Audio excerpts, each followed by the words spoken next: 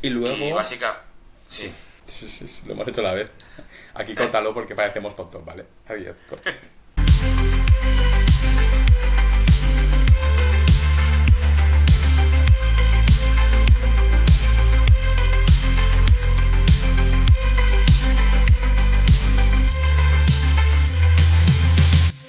Bueno, buenas tardes a todos. Bienvenidos a otro episodio más de Fermentados. ¿Cómo estás, Álvaro? Muy bien, bienvenidos. Álvaro ha estado recientemente por la Argentina, por unos países muy bonitos. ¿Has conseguido descubrir alguna cerveza nueva por allí, Álvaro?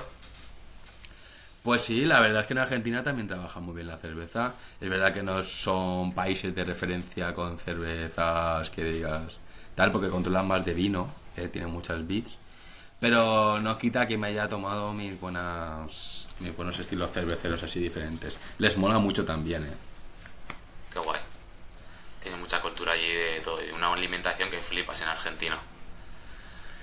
Sí. Bueno, pues venimos con otro episodio más. Queremos continuar hoy con la parte de la elaboración de cerveza, con el capítulo de producción parte 2. Y nada, antes de comenzar con el cuarto episodio de lo que sería Fermentados, recordaros que estos episodios los tenemos en formato audio en Spotify y en formato vídeo en YouTube, ¿vale? Para que cualquiera que los quiera ver y escuchar, que nos siga por ahí abajo. ¿Vale? Entonces, recapitulando un poco lo que era la producción parte 1, para los que no lo habéis escuchado o visto, lo podéis ver de nuevo si queréis. Y para los que venís de inicio, ¿vale? La parte de elaboración de cerveza, pasamos de tener un cereal a generar lo que llamamos un mosto cervecero, que es un líquido dulce, amargo porque le hemos añadido lúpulo, ¿vale? Y frío. Acabábamos ese capítulo con que tenemos ese mosto frío y necesitamos seguir el proceso, necesitamos fermentar, ¿vale? Lo siguiente que hacemos sería fermentarlo. Llevaríamos ese mosto a un tanque de fermentación y ahí pasaría la magia, ahí se formaría nuestra cerveza. Pero antes de explicar muchas más cosas, tenemos que entender lo que es una fermentación, es importante, ¿vale? Entonces, ¿qué es una fermentación? Una fermentación no es más que una reacción bioquímica, una reacción química, ¿vale? En la que unos productos orgánicos se transforman en otros mediante la acción de unos seres vivos, ¿vale? Esos seres vivos son microorganismos, bacterias, levaduras, mohos, etc., ¿vale? Existen muchos tipos de fermentaciones, pero nosotros vamos a centrar en la que nos interesa, que es en la que se realiza en la cerveza, que es la fermentación alcohólica, ¿vale? ¿Por qué es fermentación alcohólica? Porque los productos que se forman finales, mayoritariamente o en gran parte son alcohol etílico, que es el que nos da la borrachera, ¿vale? Entonces, para entenderlo mejor, el azúcar que teníamos en ese mosto, la levadura se los empieza a comer y los empieza a transformar. ¿Y qué forma? Normalmente se ha hecho una definición siempre, que es la definición de que se forma CO2 y gas, ¿vale? A nosotros particularmente esa definición no nos gusta, pensamos que se queda corta porque se forman muchas otras cosas, se forman una serie de compuestos orgánicos que dan complejidad y forman nuestra cerveza, ¿vale? Entonces, como definición que Brewtank transmite y Fermentados os quiere transmitir, es que la fermentación de una cerveza es la transformación de los azúcares del mosto que llevan a cabo las levaduras porque se comen esos azúcares y lo transforman en una serie de compuestos orgánicos que dan complejidad a la cerveza. CO2, que es el gas, alcohol etílico, que es el de las borracheras, y otra serie de compuestos orgánicos, aromáticos, etcétera, que forman la cerveza, ¿vale? Entonces, Álvaro, si te parece, entramos en materia de esos compuestos orgánicos. ¿Te parece Claro, explicarlos? porque sí, los explicamos un poco por encima, aunque sea así técnico, que nos parece también bastante interesante, porque el gas y el alcohol la gente lo tiene muy controladas, pero por ejemplo, en las cervezas artesanas solemos encontrar matices aromáticos que nos llaman mucho más la atención, que la gente los caracteriza como frutales, cítricos, no empieza como a decir, qué interesante. Bueno, pues estos aromas que encontramos, y hablaremos más tarde de por qué los encontramos en este tipo de cervezas, son derivados de los ésteres. Los ésteres son pues la joya de la corona de las cervezas más aromáticas, que están presentes sobre todo en los estilos cerveceros con mucho lúpulo, como pueden ser las IPAs, que las conocerá mucha gente, ¿vale? Estos ésteres pues son una combinación que la levadura hace con sus ácidos orgánicos con alcoholes, porque la levadura, aparte de desprender alcohol, lo junta con otros ácidos orgánicos y lanza estos ésteres como pedetes y tienen una cierta volatilidad.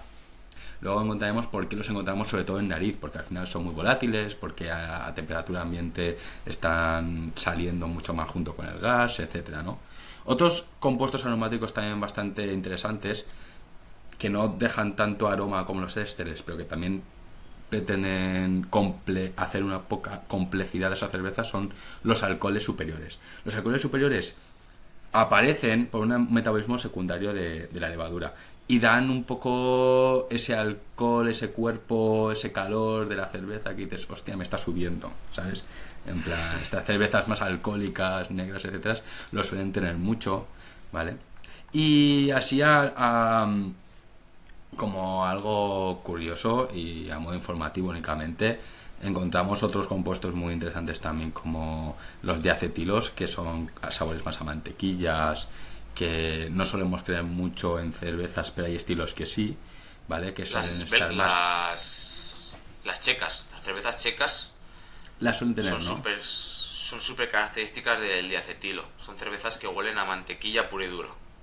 Y esas cervezas, Mike, las han fermentado mediante bajas fermentaciones, ¿no? Que luego explicaremos lo que son. Sobre todo, ¿verdad? Sí. Exacto. Pasa lo mismo... dime. Con esto queremos decir que todos los aromas no tienen por qué ser agradables, ¿vale? O sea, los alcoholes superiores o los fenólicos, por ejemplo, algunos son desagradables y no se buscan, o el diacetílo no se busca, pero hay estilos, luego comentaremos, hay estilos que sí que se pueden buscar, ¿vale? O sea, con esto queremos decir que los aromas desagradables no es lo normal encontrarlos, pero que si los encontramos, depende del estilo, puede que estén bien. Por ejemplo, esto que os decimos de mantequilla en las cervezas de la República Checa, que son características de allí, pues es que son la caracterización de la casa. Exacto. Y si no lo tienen, pues no te puntúan en el concurso. Luego se basa en un registro que tienen también guardado, que es el BJCP, que también podemos explicar más adelante. Y por último, así a nivel compuestos que pueda desechar la levadura más allá del gas, ésteres y tal, y alcoholes, pueden ser los sulfuros, ¿no? Que también lo hablamos en el anterior programa, que durante el macerado se generaban algunos ya, como es el dimetilsulfural, pero en la fermentación también pueden aparecer. Y nada, esta fermentación, como tú bien decías, Mike, que van generando esos gases y esos alcoholes, sabores, ¿cuánto puede durar? Pues más o menos entre 5 o 7 días. No, dependiendo un poco de las circunstancias, el estilo, la cantidad de alcohol, azúcares que tengamos, densidades. Bueno, antiguamente se basaba un poco en la climatología prácticamente. Actualmente lo podemos controlar mucho más porque tenemos materiales y equipos que nos permiten controlar la temperatura, la presión, como si no hubiera un mañana, ¿no? Y otra pregunta que puede estar también muy curiosa es si vale cualquier levadura. No. Digamos que la especie que utilizamos es la misma que el pan, ¿verdad? Que es la Saccharomyces cerevisiae. Pero no se te ocurra meter levadura de pan, porque entonces sabrá con notas muy diferentes a lo que es una cerveza. Al final una fermentación es una cosa súper complicada, ¿vale? O sea, es una reacción súper compleja. Siempre nos la han intentado pintar como una cosa súper sencilla, que tú pones levadura a un mosto cervecero y eso fermenta y genera CO2 y gas, pero no, hay muchas cosas que deberías controlar. El tipo de levadura, el tipo de temperatura, en función de los aromas que busques, vas a jugar con más tiempos o menos tiempos a esas temperaturas, etcétera, ¿vale? Porque también, o sea, hablando de estilos ya, ¿vale? Existen diferentes tipos de fermentaciones, no todas fermentaciones son iguales, ¿vale? Y aquí voy a abrir un pequeño debate, y es que siempre históricamente se ha dividido las cervezas, las fermentaciones cerveceras, en dos tipos de fermentaciones. Fermentaciones ale y fermentaciones lager, que a muchos os sonarán, ¿verdad? Y tiene sentido esas diferenciaciones, se diferencian por el tipo de levadura que se utiliza y por la temperatura que se utiliza para esa fermentación, ¿vale? En el caso de las cervezas de tipo lager, lo que se utilizan son levaduras, lo que se conocen de baja fermentación, y se utiliza un tipo de levadura que son las Saccharomyces calvergensis, y temperaturas bajas, temperaturas que son entre 8 y 12 grados, ¿vale? Por contraposición, en las cervezas de fermentación ale se utilizan levaduras de alta fermentación, otro tipo de levadura, como decía Álvaro, las Saccharomyces cerevisiae, y temperaturas más elevadas, ¿vale? Que son entre los 12, 14 hasta 25 grados podríamos llegar, o incluso hay gente que fermenta a temperaturas más altas, ¿vale? ¿Qué es lo que pasa? Dentro de las ale existe otro estilo que son las cervezas lámbicas o de fermentación espontánea, ¿vale? Que siempre se han metido ahí dentro. Pero a nosotros no nos gusta meterlo ahí dentro y os vamos a dar nuestra explicación y espero que lo entendáis. Tú, Álvaro, ¿tú la considerarías como dentro de una cerveza ale o la considerarías otro estilo totalmente diferente? Antes de explicarlo. Yo mantengo también la postura de que es un estilo totalmente diferente, porque también soy una persona que le gusta tener las cosas ordenadas y tal, pero no descarto que antiguamente las mezclaran, porque la control de fermentación sería mucho más difícil hacer espontáneamente y seguramente pues se colarían bacterias, ¿verdad? Claro, Y dirían, claro. Al final, la fermentación espontánea se basa en que ahí cualquier tipo de microorganismo vale. Es decir, en la levadura, o sea, en las fermentaciones ale y en las lager, tú sabes qué levadura has añadido y la controlas y has metido lo que tú querías. En la fermentación espontánea, no. Puedes añadir una mezcla de levaduras salvajes o bacterias, etcétera. Pero también puedes añadir frutas que lleven levadura salvaje propia de la naturaleza y eso es lo que fermenta, que fermentarán bacterias, etcétera, ¿vale? Entonces, no se controla qué tipo de ser vivo se mete para fermentar. La temperatura normalmente tampoco se suele controlar. Estas cervezas se solían hacer antiguamente en bañeras literalmente abiertas al aire, donde por la noche hace una temperatura y por el día hace otra. Son cervezas cuyos aromas que se generan y colores, etcétera, son súper diferentes, ¿vale? Una cerveza normal pues puede ser un poco amarga o más afrutada, oscura, rubia, etcétera. Las cervezas de fermentación espontánea también lo pueden ser, pero normalmente son muy ácidas. Son cervezas que son mucho más ácidas. Es una mezcla, como yo explico siempre, entre champán, cava, sidra, sí, vino y cerveza, ¿vale? Es una cosa muy salvaje. total, son rompedoras, ¿eh? A nivel mental, cuando te la tomas por primera vez, te rompe totalmente, porque además es que se te mete la lengua para adentro como cuando comes un limón, ¿sabes? Que hay como... Pero... No todas. Pero hay...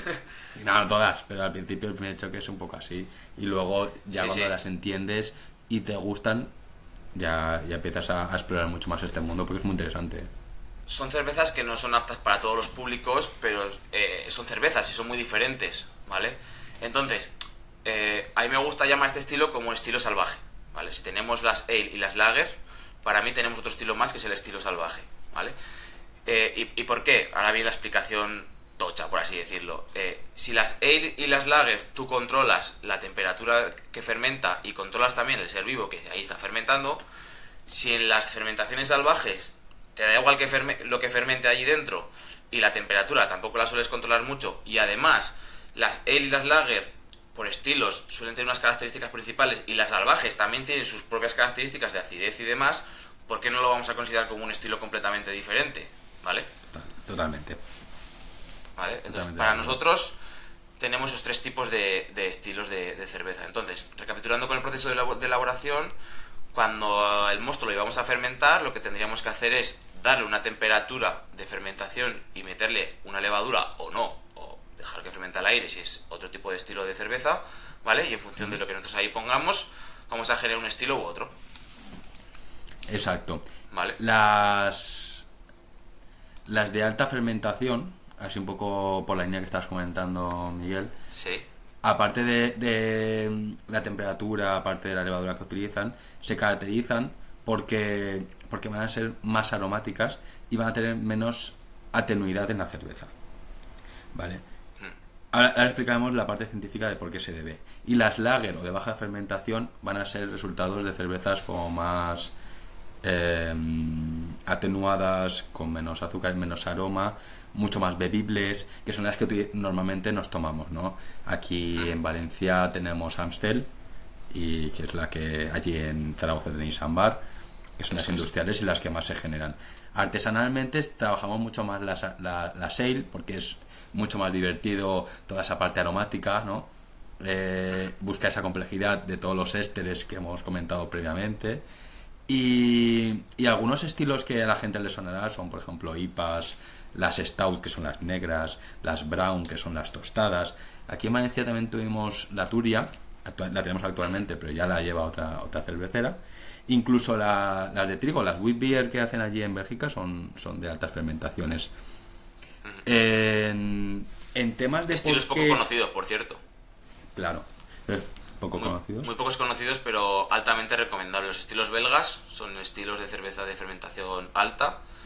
Sí. Y son muy famosos. Algunas marcas que recuerde están la Chufi, la Vedet, V. los de V.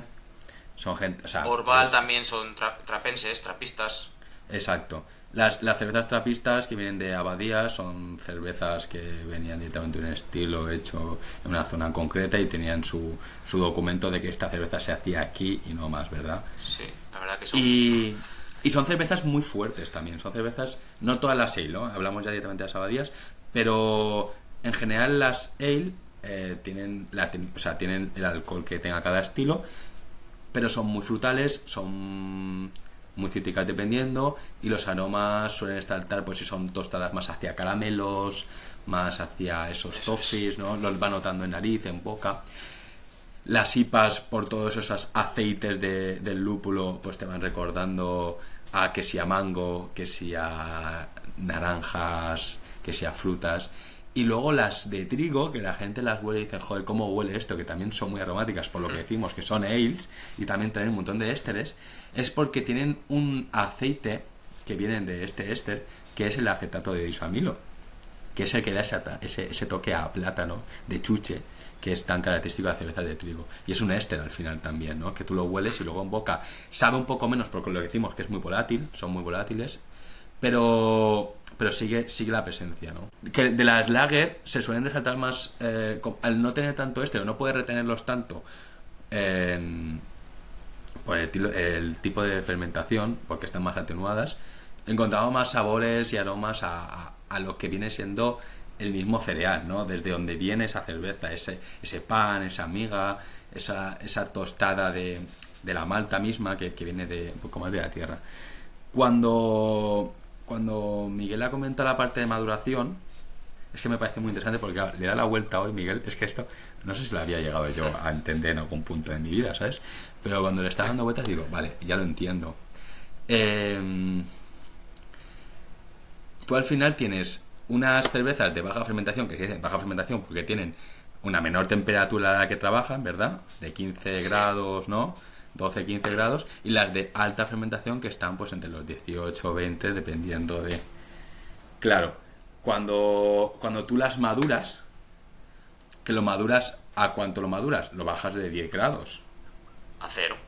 1, Claro, lo vas bajando. Más o menos. ¿Qué levaduras van a trabajar durante o que van, al final no se mueren, ¿vale? Porque las levaduras tienen un estado de latencia. Entonces, ¿qué levaduras a 0 grados trabajarán mejor? Las de baja fermentación o las de alta fermentación. Perfectamente las lager. Por eso las lager terminan de comerse los azúcares, porque van lentitas pero van. Mientras que las ale ya dicen, mira, yo a esa temperatura no pienso trabajar, ¿vale? O sea, déjame en paz. Y por eso siempre quedan muchos más azúcares residuales, tienen otro tipo de trabajo final, ¿sabes?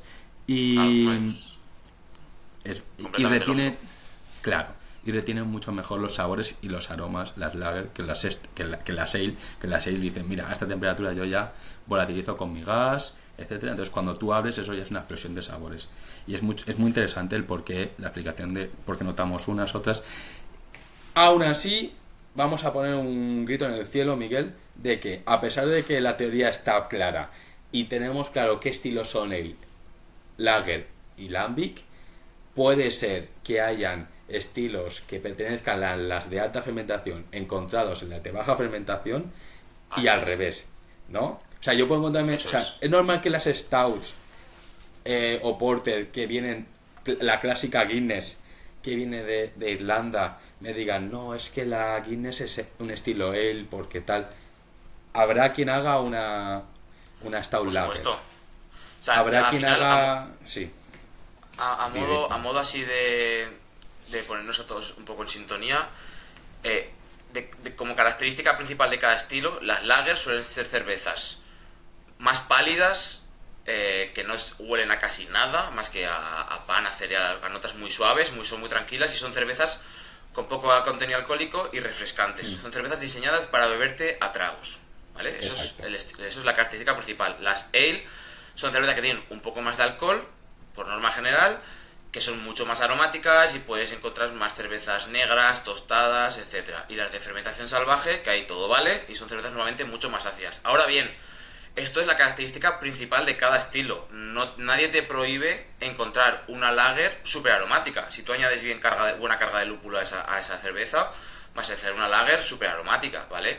O una ale con muy poco contenido alcohólico, eso también te vale perfectamente, ¿vale? O sea, Claro. al final hacer cerveza está limitado por la imaginación del ser humano y tú tienes tus estilos y tus recetas que puedes seguir para conseguir ese estilo, pero nadie te prohíbe salirte de esa línea, ¿vale?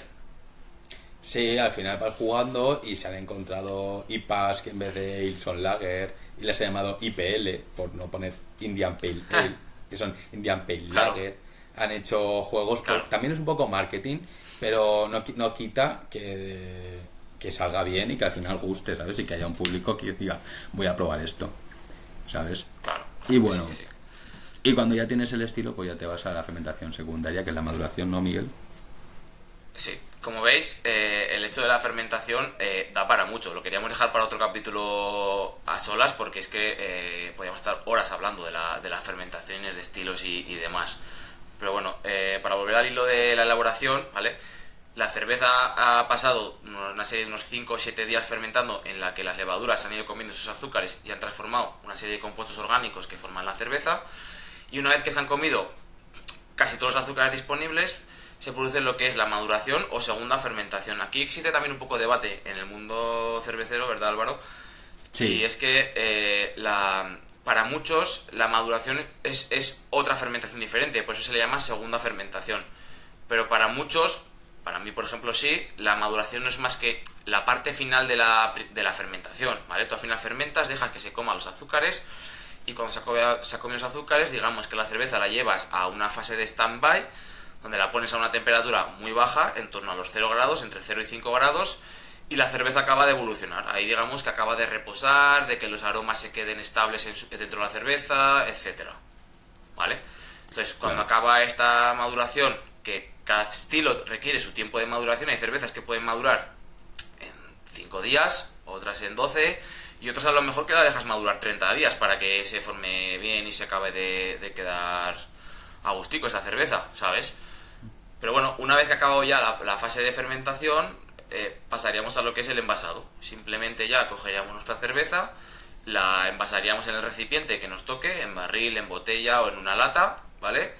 O en un porrón si queremos beberla directamente, y ya pasaríamos a lo que es la fase de distribución y venta. Es que ya no tiene mucho más la elaboración de cerveza. Eso es. En la parte de maduración Bueno. solemos bajar la temperatura, ¿no? Que es lo que hemos comentado previamente, para que asienten los sabores y se estabilice, porque si no, si la sacásemos directamente de la fermentación, posiblemente desde que nosotros la envasamos hasta que llega al cliente han cambiado sabores y cosas y el producto no sería homogéneo prácticamente. O sea, es Claro. que necesitas madurarla para que se estabilice en el tiempo, porque al final hay tanto compuesto ahí que unos tienen que salir, otros entrar, que necesitas estabilizarlo de alguna manera, y esa es la parte de la maduración, es el papel. Que luego vienen las maduraciones en barrica, maduraciones en no sé qué, que luego también dan mucho juego. A mí me molan mucho esas maduraciones, ¿no? Sí, Que sí. esa también De es otro hecho, rollo. En el vino se hace. A casco porro. De hecho, Álvaro, si lo piensas, a la cerveza que ha acabado la primera fermentación o la fermentación se le llama como cerveza verde. Se le conoce como Exacto. cerveza verde. Muy bien, ¿Por qué? muy Porque bien. no ha acabado de madurar. Entonces, cuando la dejas madurar un tiempo, ya es la cerveza final, por así decirlo, ¿sabes? Entonces, si tú probases una cerveza al principio o a mitad de la fermentación y la pruebas cuando se acabó la fase de maduración, va a ser completamente diferente. Vas a notar como los aromas y los sabores han cambiado drásticamente en esa cerveza, ¿vale? Y como dice Álvaro, el tema de las maduraciones en barricas ya es otro mundo aparte, porque podrías llevar a cabo la maduración en diferentes tipos de recipientes. Cada recipiente aportaría sus características a la cerveza de aromas, de sabores. Podrías añadir cosas a esta maduración. Yo que sé, imagínate que añades pieles de naranja o Claro. cilantro, por ejemplo, a esa cerveza, pues infinitos. El mundo de las cervezas es espectacular. Y sería un rollo que no hemos comentado, pero al añadir este tipo de especies haríamos una especie de dry hopping, que es cuando estás fermentando añadirle lúpulo al fermentador para que la Es parte verdad. aromática se quede, ¿no? Y de esa misma manera podemos hacerlo con las especias que ha comentado Miguel en este caso, para que dejen ese residuo aromático, lo que nos interesa, y a envasar. Vale, siguiendo en el tema del envasado, Miguel, me parece importante un detalle, ¿vale? Y ya me dices tú a ti qué te parece. Hay una curiosidad que no sé si la gente se ha dado cuenta, y es que prácticamente todas las botellas de cerveza son marrones. La de Heineken es verde por un tema de marketing, pero también es un color muy opaco. Son vidrios que no dejan pasar la luz. Las latas son totalmente aluminio. A excepción de una cerveza mundialmente conocida, sobre todo en Sudamérica, que es la Corona. La Corona, que además cuando estuve en Argentina, la Coronita también se veía que se veía un montón. Y esa no tiene ningún tipo de pudor. A esa que le pase... O sea, esa enseña la luz totalmente. Vale. El tema es que ¿por qué la Corona no tiene no tiene opacidad a la luz y el resto de cervezas sí? Porque la luz es un oxidante. La luz lo que hace es actuar sobre los aceites del lúpulo que ha dejado residuales y oxidar la cerveza, lo cual nos hace perder días de vida. Pero la Corona cogieron, y el marketing que le pusieron en su momento fue: nosotros vamos a dejar que se oxide, vendemos una cerveza oxidada y que la gente cuando se la vaya a tomar se corte una rodaja de limón, la ponga y cuando la sirva, pum, que el ácido del limón te opaque. Y entonces ellos cogen y han hecho de un marketing una cerveza que está oxidada, pero que está buena, que a la gente le gusta, porque esa acidez contrarresta la oxidación. Y de ahí que sea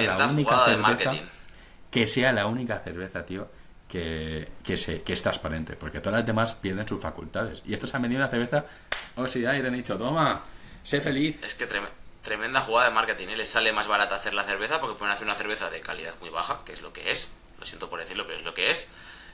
La meten en una botella que es completamente transparente, que yo creo, no lo sé a ciencia cierta, pero creo que será más barata que una cerveza opaca, una botella de cerveza opaca.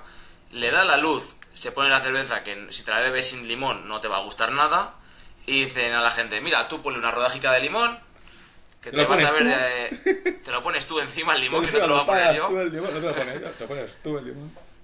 Y te vas a ver eso a gloria. Y ya solo a la gente, el hecho de ponerte una rodaja de limón, eso te parece una cosa espectacular. Y te están vendiendo un producto que es un producto de mierda y para adentro, ¿sabes? Entonces, tremenda jugada de marketing. Pero bueno, sí, como dice Álvaro, los recipientes de la cerveza son opacos. De hecho, los más opacos son la lata y el barril, porque no dejan pasar la luz y no oxidan la cerveza. Por eso, desde aquí os recomendamos que siempre que guardéis cerveza, la guardéis en un armario, en una estantería. Si puede ser en frío, siempre mucho mejor, por supuesto. En frío y a oscuro, una cerveza es donde mejor está. Si no puedes tener toda tu cerveza en una nevera, pues la dejas en el trastero, que estará más fresca, o en la despensa, pero que no le pegue el sol, que no le pegue la luz y que intentes que no haya calor. Eso es la forma mejor de conservar una cerveza. Esa es la explicación técnica de por qué se guarda así, exacto. Vale, y pasamos a la parte de mayor valor, ¿no?, de este podcast, que es el industrial contra el artesano, ¿o qué? Tema de por qué... Industrial versus artesano. Bueno, queríamos hacer unos comentarios en este capítulo diferenciando lo que viene siendo el proceso de elaboración a nivel industrial de a nivel artesano. Hasta ahora hemos comentado el proceso de elaboración general, que es lo mínimo que tendríamos que hacer para hacer una cerveza, ¿vale? Desde que tenemos un grano en crudo hasta que tenemos una cerveza envasada. Esto es lo que tendríamos que haber hecho. Y vamos a comentar las diferencias principales que existen entre artesano e industrial, ¿vale? Para mí existen 3 diferencias principales. Vale. 3. ¿Cuáles son? Las digo yo, venga. Las que hemos contado son la parte del filtrado, ahora explicamos por qué. Eso es. La parte de la gasificación y la parte de la pasteurización. Arranco con la primera. Vale. ¿Me sigues? Venga, dale caña. Vale, la primera que hemos contabilizado ha sido el filtrado. ¿Por qué? Porque hasta hace bien poco prácticamente ninguna industria artesana era capaz de filtrar al nivel que lo hacían las industriales. Vamos a recalcar que las industriales tienen maquinaria mucho más preparada, un filtro con un mayor, claro, mucho más costoso, con un micraje mucho más mucho fino. dinero. Exacto, y pueden hacer un filtrado excelente que deja la cerveza prácticamente nítida. Esto la artesana se comió en la cabeza mogollón desde 2010, que arrancó todo el boom, hasta 2020. ¿Y qué pasó? Que la empezó la artesana a poder acceder a esas maquinarias para poder filtrar, y empezaron a poder ser también igual de nítidas que las industriales. Ahí hubo un poco de debate porque ya dijeron, vale, Igualmente, aunque nosotros la hagamos igual de nítida, igual de transparente, nosotros seguimos siendo artesanas por otros motivos que no son industriales. Pero espérate, porque entonces aquí viene el segundo boom de marketing cervecero, que viene desde la parte de Águila, que hace Águila sin filtrar. Todo lo que consiguieron los artesanos en este tiempo, todo se les fue a la mierda, porque por lo que tanto lucharon que era una cerveza sin pozo, sin levadura, que digamos que no tiene nada de malo encontrarte pozo en la cerveza, al revés, es algo positivo porque tiene nutrientes, etcétera, siempre que no sea excesivo porque te cambia el sabor. Lo rompió Águila y dijo, mira, ahora esto te lo encuentras con pozo, te la voy a vender así, tú la remueves y ¡pum! Cerveza turbia. Y la artesana coge y se come los mocos, porque dice, hostia, tío, me he currado que hacer una nítida para que ahora se ponga de moda la turbia. Me he gastado la pasta en conseguir este proceso para que tal. Igualmente, el filtrado siempre va a ser, o para nosotros siempre va a ser un punto de separación entre industria y artesana, porque por mucho que la artesana se intente poner al nivel, siempre va a haber un nivel por encima desde la parte industrial. Y esa es, Eso es. la parte que defendemos, ¿no? Entonces, primer punto de diferencia artesano-industrial es que ellos, los industriales, después de fermentar, tienen un filtro de un tamaño muy pequeño que las levaduras que quedan en la cerveza la eliminan, entonces dejan una cerveza súper transparente, ¿vale? La típica caña que nos estamos acostumbrados a ver todos los días, eso es una cerveza industrial, y si ponemos los dedos a través del vaso, se ven perfectamente los dedos, ¿vale? Es una cerveza súper transparente. El segundo punto de diferencia es el tema de la gasificación, el de ponerle gas a nuestra cerveza. Vale, en la fermentación se genera gas, se genera CO2, pero no todo queda retenido en la cerveza. Es decir, si queremos hacer una cerveza que tenga, por ejemplo, 4 gramos por litro de gas carbónico, que es el CO2, ¿vale? En nuestra cerveza, imaginaos que durante la fermentación se ha generado 3 gramos por litro, pues tú te has quedado que te falta 1 gramo por litro de cerveza. Entonces, los industriales, ¿qué es lo que hacen? Cuando filtran esa cerveza, en línea suelen añadir gas disuelto a esa cerveza y con un medidor automáticamente van leyendo esa cantidad que tiene y dejan la cerveza perfecta a la gasificación que ellos desean. Los artesanos no tienen tanto dinero, no se pueden permitir eso, y además es una forma como falsa de añadir gas a tu cerveza, y lo que hacen es como otra fermentación en la botella. Al meter la cerveza en la botella se puede añadir un poco de azúcar o algún extracto de malta o lo que sea que lleve azúcar, que la levadura que te queda porque no has filtrado seguirá comiendo. Eso y al estar en un envase cerrado, una botella, una lata o lo que sea, ese gas se queda atrapado ahí y se queda la cerveza más gasificada, ¿vale? Exacto. Y por eso quería comentar también el tema de los pozos aquí. Los artesanos no filtran. Entonces la levadura que queda de la fermentación de forma natural se queda en la cerveza, y si además en la botella, en la lata, tienen que gasificar, se van a formar nuevas levaduras que van a generar ese gas. Entonces los pozos que encontramos en las botellas no son más que la levadura que se ha quedado de forma natural en esa cerveza, que al acabar la fermentación y estar reposando en tu despensa durante un mes, por así decirlo, han caído al fondo de la botella, esos pozos que es levadura, y ahí están. No son malos, ni mucho menos, es algo que tiene que estar, de hecho es algo natural. Si no nos gustan o no te gustan, no te los pongas, no te los bebas. Y si queréis ver a alguien bebiendo pozos, entrad en mi Instagram y veréis a alguien bebiéndose los pozos de una cerveza, no pasa nada. De hecho ahora se ha puesto de moda comprar levadura de cerveza. Sí, porque nutricionalmente es una bestia. O sea, al final es un microorganismo que tiene todos los aminoácidos esenciales, es un complemento alimentario de la hostia. Y te nutre y te llena de proteína a punta pala. Además de que cuando en cocina se puso de moda el umami, empezaron a buscar alimentos con umami, y que tiene más que umami que no una levadura. ¿Sabes? Así es. Entonces, dime. Básicamente estos serían los 2 primeros puntos de diferenciación: el filtrado y la gasificación.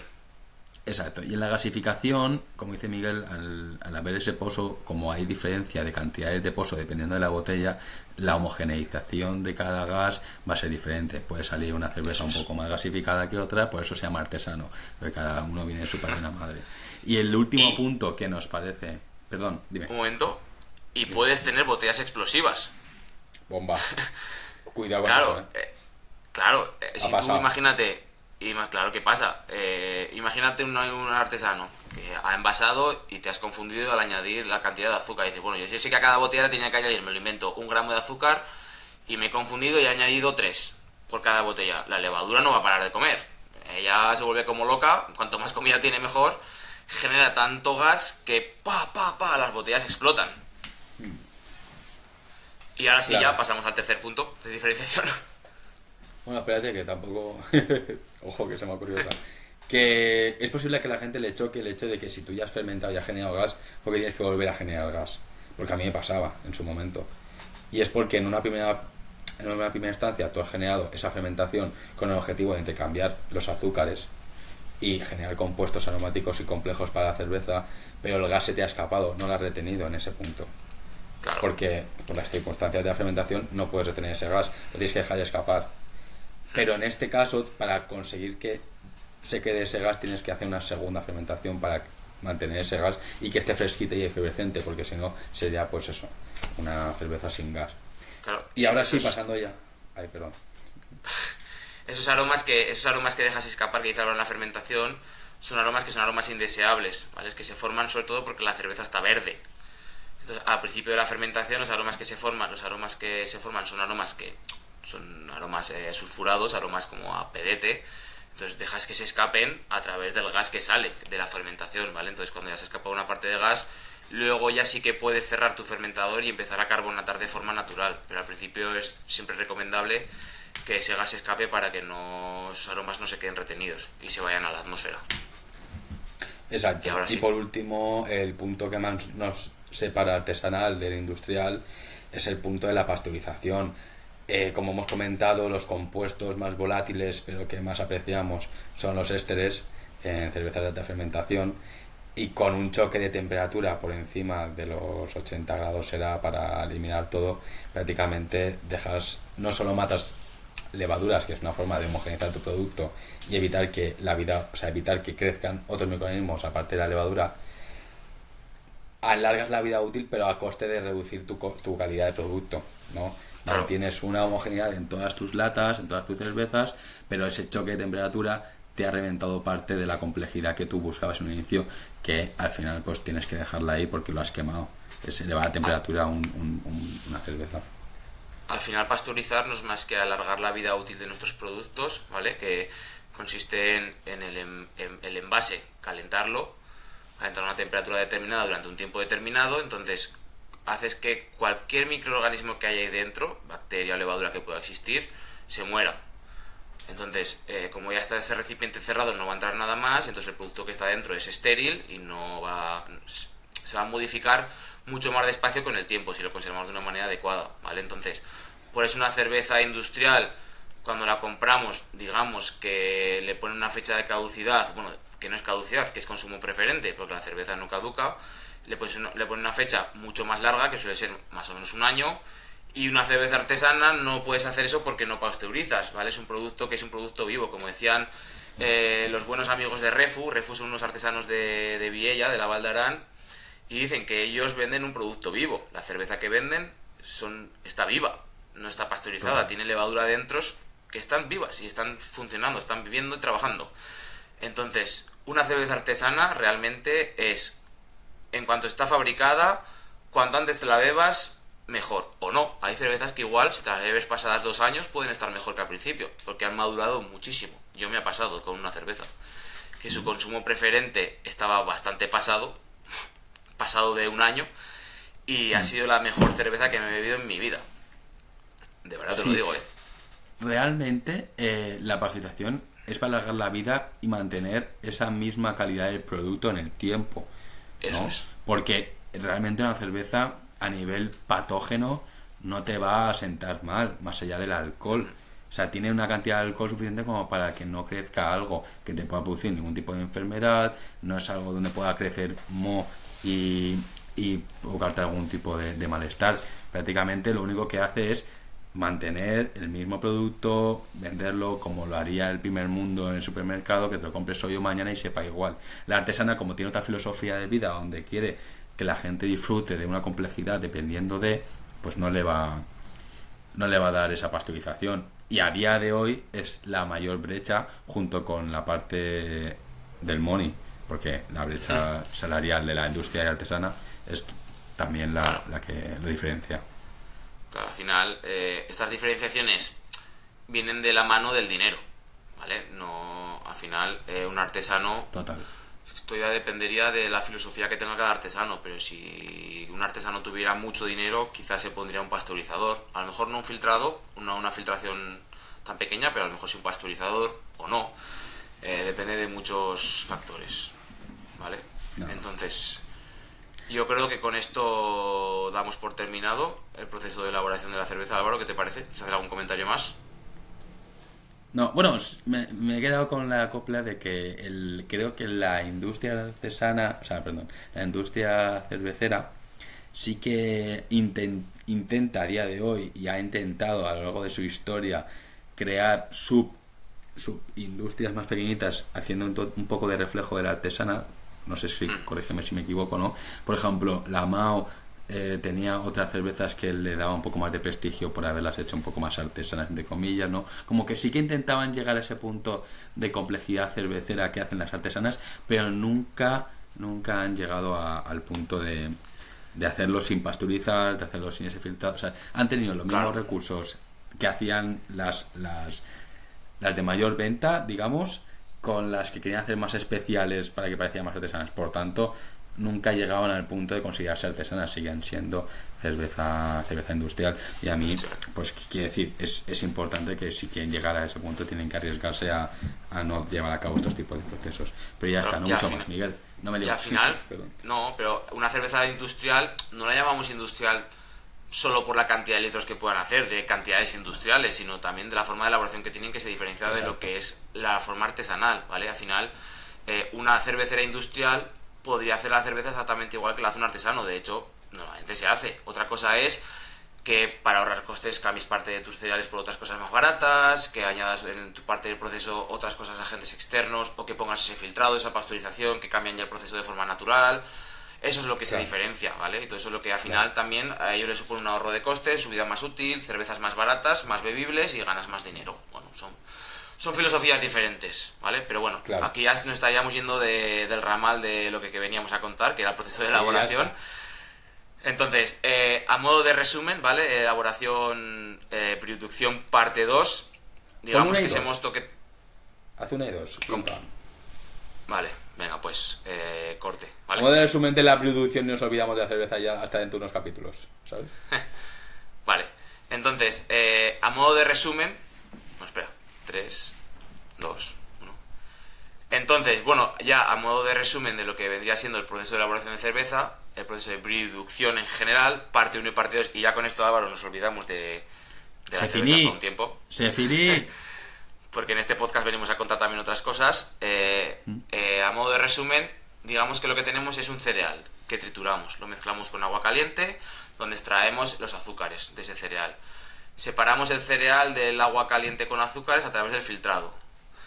Ese azúcar caliente ese líquido con azúcar caliente es lo que llamamos mosto cervecero. Lo hervimos y le añadimos lúpulo para extraer capacidades aromáticas, aceites esenciales, amargor, etcétera, ¿vale? Luego haríamos lo que viene siendo whirlpool o remolino para que esa parte de lúpulo sólido se nos vaya al fondo del tanque.